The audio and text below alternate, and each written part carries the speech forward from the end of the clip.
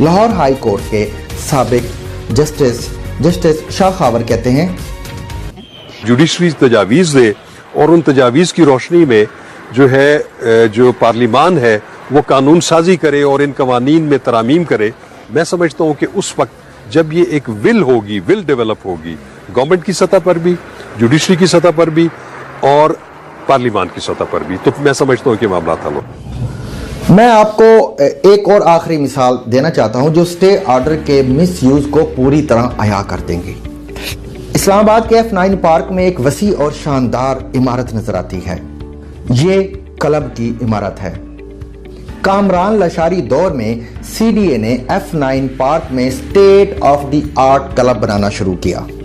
नैयर अली दादा ने इसे डिजाइन किया और इसके लिए अरबों रुपए का बजट मुख्तस हुआ, मगर तामीर शुरू होते ही ये क्लब भी इफ्तिखार मोहम्मद चौधरी के शौक की नजर हो गया। उन्होंने सोमोटो एक्शन लिया और स्टे ऑर्डर जारी करके क्लब की तामीर रुकवा दी और गुज़िश्ता 12 साल से ये इमारत ना सिर्फ भूत बंगला बनी हुई है बल्कि इस पर अरबों रुपए भी खर्च हो चुके हैं और CDA का अमला इसके ईंटों और पत्थरों की हिफाजत पर मामूर भी है। लेकिन स्टे ऑर्डर ने ना सिर्फ ये जमीन बांधी बल्कि CDA पर उसकी ईंटों और पत्थरों की जिम्मेदारी भी डाल दी गई और वो इस हिफाजत पर लाखों रुपया खर्च कर चुकी है। 12 बरसों के दौरान ठेकेदार अदायगियों के लिए जलील और खार होकर मर खप गए। ये मंसूबा सैकड़ों लोगों को नौकरियां दे सकता था, करोड़ों रुपए माहाना कमा सकता था। क्या हम इस मंसूबे को खूह खाते में डालने वाले जजों से सवाल कर सकते हैं कि आपने ये जुल्म क्यों किया? क्या हम रिटायरमेंट के बाद भी इफ्तिखार मोहम्मद चौधरी से ये पूछ सकते हैं कि आपने कौम के अरबों रुपए क्यों बर्बाद किए? और क्या हमारे मौजूदा चीफ जस्टिस जिन्होंने 16 दिसंबर को फरमाया था कि अदलिया कौम का बाबा होती है, तो क्या वो नौहा बनकर खड़ी इस इमारत की सजा खत्म कर सकते हैं? इसी मौजू पे हमारे साथ बात करने के लिए लाइन पे मौजूद हैं बैरिस्टर सलाउद्दीन साहब। हम उनसे ये पूछना चाहेंगे कि बैरिस्टर साहब आप ये फरमाइए कि इंसाफ मिलने में या मुकदमा खत्म होने में इस कदर ताखीर का जिम्मेदार कौन है, जजेस या वकला या स्टेट या कोई और? ये जो अदालती निज़ाम में ये जो ताखीर की जो वजूहात हैं उसको डिटरमिन करने के लिए एक कमीशन बनाई जाए और एक हाई पावर्ड कमीशन हो। बैरिस्टर साहब इसमें सबसे ज्यादा जिम्मेदार कौन है? डेट पे डेट देने वाला जज, डेट पे डेट मांगने वाला वकील, सही तरीके से काम ना करने वाली पुलिस या हीले बहाने करने वाले अफसरान?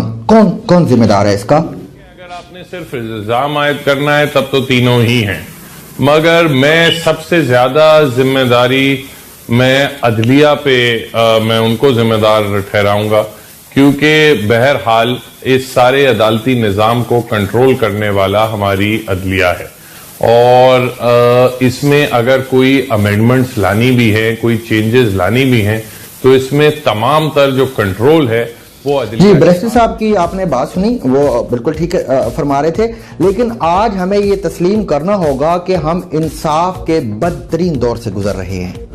हमारे मुल्क में जब लोग अपने किसी मुखालिफ को इबरत का निशान बनाना चाहते हैं तो वो उसको अदालत में ले जाते हैं और अदालत उस शख्स का वो हशर कर देती है कि जो हशर उसके सारे मुखालिफिन मिल के भी नहीं कर सकते थे। हमारे मुल्क में लोग एक दूसरे को धमकी देते हैं कि बाज आ जाओ वरना मैं तुम्हें अदालतों में घसीटूंगा। आज हमें यह भी मानना पड़ेगा कि लोग हमारे बाबा को घसीटने वाली जगह समझते और कहते हैं। हमारे मौजूदा चीफ जस्टिस जनाब साकिब निसार साहब का फरमान दुरुस्त होगा कि किसी माँ ने ऐसा लाल पैदा नहीं किया कि जो जजों को दबाव में ला सकें, जो उनसे अपनी मर्जी का फैसला ले सकें। उनका कहा यह ठीक होगा कि हमारे जजेस अपनी मर्जी से फैसले करते हैं, लेकिन हम ऑरेंज ट्रेन लाइन के अरबों रुपए के नुकसान का क्या जवाब देंगे? हम रैको डिक जैसी मिसालों को कहाँ रखेंगे? और हम इस्लामाबाद जैसे क्लब اور اس کے علاوہ جتنے بھی اسٹے آرڈر جاری ہوئے جس سے کروڑوں اور اربوں روپے کا نقصان ہوا، ہم ان کی کیا جسٹیفیکیشن دیں گے؟ یہ تو میں نے آپ کے سامنے صرف 3-4 مثالیں رکھی ہیں۔ اس کے علاوہ انفرادی طور پہ بھی بے شمار لوگ اس اسٹے آرڈر کا اس کے وکٹم ہیں، اس کا شکار ہیں، اور وہ ان کی عمریں گزر چکی ہیں، لیکن ابھی تک ان کے انصاف بابا کو ان پہ کوئی رحم نہیں آیا۔ اگر ہمارے انصاف بابا کا گریبان اپنے وکیل بچوں سے محفوظ نہیں ہے تو پھر آپ مجھے بتائیے کہ باقی کیا بچ جاتا ہے؟ کاش کوئی ہماری عدلیہ، تمام ججز اور تمام وکلا کو یہ بات سمجھا دے کہ معاشرہ کفر کے ساتھ تو زندہ رہ سکتا ہے لیکن ناانصافی کے ساتھ ہرگز نہیں۔ ہمارے معاشرے کے لیے اس سے بڑی موت اور کیا ہوگی کہ ہمارے موجودہ چیف جسٹس درجنوں کیمروں کے سامنے لائیو آ کے اپنی غیر جانبداری کی قسم اٹھانے پر مجبور ہیں۔ یعنی اب ہمیں جمہوریت کے ساتھ ساتھ انصاف کا بھی جنازہ پڑھ لینا چاہیے۔ لیکن آج کے پروگرام میں بس اتنا کچھ تھا۔ اگلے پروگرام میں ہم دوبارہ آپ کے حاضر خدمت ہوں گے اور ہمارا ٹاپک ہوگا اور جو جیل سے ریلیونٹ ہوگا اس میں جو قیدی ہوتے ہیں، حوالاتی خواتین، بچے، سزائے موت کے قیدی، اور ہم اپنے انصاف بابا کو ان کے حالات دکھانا چاہیں گے۔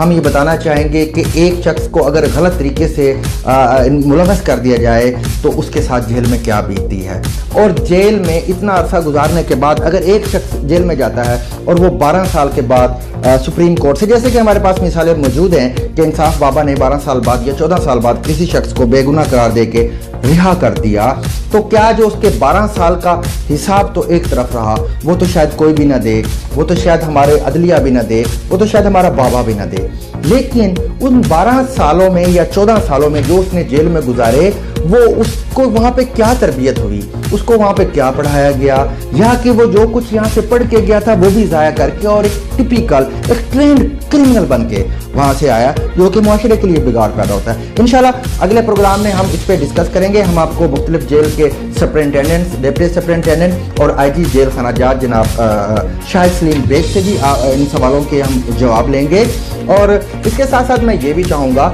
کہ آپ اپنا فیڈ بیک ہمیں ضرور دیں، اپنے سوالات ہمیں بھیجیں۔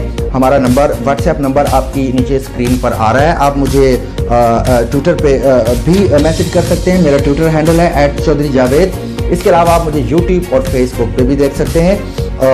میں بالکل یہ چاہوں گا کہ آپ اس پروگرام میں اپنی پارٹیسپیشن دیں، اپنی فون کالز کے ذریعے، اپنے میسیجز کے ذریعے، اپنے سوالات کے ذریعے۔ ہم انشاءاللہ تعالی ہم کوشش کریں گے کہ ہم ان مہمان کو بلائیں کہ جن سے آپ سوال کرنا چاہتے ہیں۔ تو آج کے لیے اتنا ہی کافی ہے، اور ہمارے یوٹیوب چینل کو سبسکرائب کرنا مت بھولیے گا۔ اپنا خیال رکھیے گا، بہت شکریہ، تھینک یو سو مچ۔